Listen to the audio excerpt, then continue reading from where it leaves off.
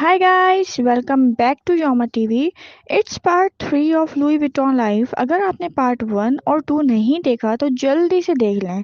इस पार्ट में मैं आपको बताऊंगी गैस्ट्रॉन के बारे में कि कैसे उन्होंने बिजनेस संभाला और फिर प्रॉब्लम्स फेस की। तो दोस्तों वीडियो को एंड तक लाजमी देखना because it's a final part. गैस्ट्रॉन का बिजनेस करियर बहुत बुरे हालात में शुरू हुआ और किस्मत ने भी इनका साथ नहीं दिया क्योंकि सेकेंड वर्ल्ड वॉर शुरू हो गई थी और कॉन्ट्रैक्ट्स भी कैंसिल हो गए थे। गैस्ट्रॉन के पास कोई ऑप्शन नहीं था और उन्हें एलवी की फैक्ट्री और स्टोर्स को बंद करना पड़ा। In fact Louis Vuitton a French saga में ऑथर ने क्लेम किया है कि गैस्ट्रॉन इतने डेस्परेट हो गए थे सरवाइव करने के लिए कि उन्होंने रूलिंग पार्टी के साथ कोलैबोरेट कर लिया था। गैस्ट्रॉन ने कॉमेमोरेटिव बस्ट बनाया विची फ्रांस में शॉप ओपन कर ली। ऑथर ने यह भी क्लेम किया कि जब शॉप लाइक वीएन क्लिफ बंद थी तब एलवी वाहिद शॉप थी जिसे ओपन रहने की परमिशन थी। अब बारी आती है टेक ओवर की। जब वर्ल्ड वॉर टू 1946 में ख़त्म हुई तो इन्होंने अपने बच्चों हेनरी जैक्सन क्लोथ से बात की है कैसे कंपनी को रिबिल्ड करना है। अपने फादर की गाइडेंस पर चलते हुए इन्होंने न्यू डिज़ाइन के लगेज हर साल बनाने शुरू किए। पर अफसोस गैस्ट्रॉन के गुजर जाने के बाद बिजनेस हाथ से निकलता जा रहा था।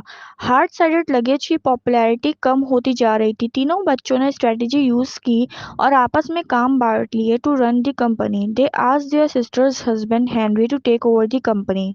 इसी के बाद हेनरी ने स्टील ट्रेडिंग कंपनी को बेच दिया लार्ज प्रॉफिट के लिए और एलवी को होलसेल से रिटेल पे शिफ्ट कर दिया and tapped into the Asian market. 6 साल में एलवी की सेल्स $20 मिलियन से $260 मिलियन तक पहुंच गई थी। शेयर्स भी सेल हो रहे थे, सब अच्छा चल रहा था। बट अचानक से एलवी की सेल्स डाउन होने लगी थी। इन 1987 थोड़े ही अरसे बाद हेनरी ने सबको गलत साबित किया और तकरीबन $1 बिलियन के करीब पहुंच गए। LV merged with Moët Hennessy जो शैंपेन और कोनियाक प्रोड्यूसर था। ये दोनों कंपनीज आउटसाइडर के लिए एक थ्रेट बन गई थी। मर्जर ने एलवी को एक्सपेंड करने के लिए अलाउ कर दिया था। तब हेनरी को फील होने लगा कि वो इस मर्जर के बाद थोड़ा सा फ्री फील नहीं कर रहे और हेनरी ने कंट्रोल हासिल करने के लिए प्रॉपर्टी डेवलपर से बात भी कर ली थी उनका एलाई बनने के लिए जिनका नाम बर्नर्ड था और बर्नर्ड अग्री भी हो गए थे। बट कुछ अरसे बाद हेनरी को पता चला कि बर्नर्ड के तो अपने ही अलग इरादे हैं। उन्होंने सीक्रेटली कंट्रोलिंग इंटरेस्ट एलवीएमएच में हासिल की हुई है जो 45% के थे। उन्होंने मोहित और हेनेसी फैमिली से भी सपोर्ट हासिल कर लिया था। बस फिर होना क्या था, ये मामला कोर्ट तक गया बट अनफॉर्चुनेटली कोर्ट ने बर्नर्ड का साथ दिया और हेनरी केस हार गए। बस फिर होना क्या था, इसी के बाद एलवी सारे लग्जरी ब्रांड से पीछे रह गया और सेल्स ड्रॉप होने लगी और LV was considered as a smaller business.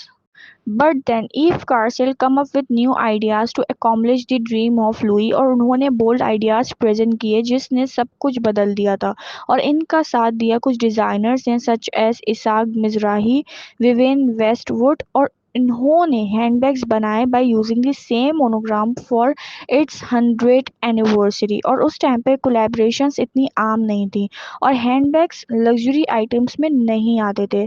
But collaboration with different designers work pretty well और इसी के चलते एलवी और हैंडबैग्स दोबारा चर्चा में आ गए और एलवी को एक नया चांस मिला दुनिया को अपना जलवा दिखाने का।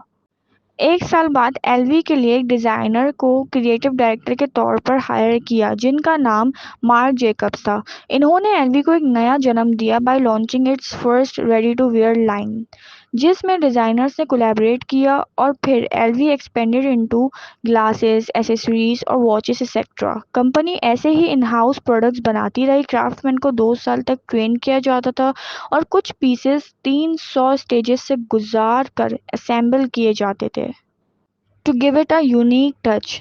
आज एलवी नंबर 1 लग्जरी ब्रांड बन चुका है और इसकी वैल्यूएशन अराउंड $30 बिलियन है।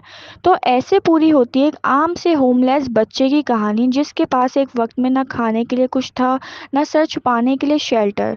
बट मेहनत और लगन से आज उसी बच्चे के नाम पर एक लग्जरी ब्रांड है जो $1 बिलियन एम्पायर है नेम्ड एज लुई विटॉन। तो या that's all for today's video. I hope आपको आज की वीडियो पसंद आई होगी और एक सबक मिला होगा कि जब भी अपना बिजनेस स्टार्ट करें तो ये सोचकर ना करें कि 1-2 साल में चल गया तो ठीक है, वरना कोई और बिजनेस कर लेंगे।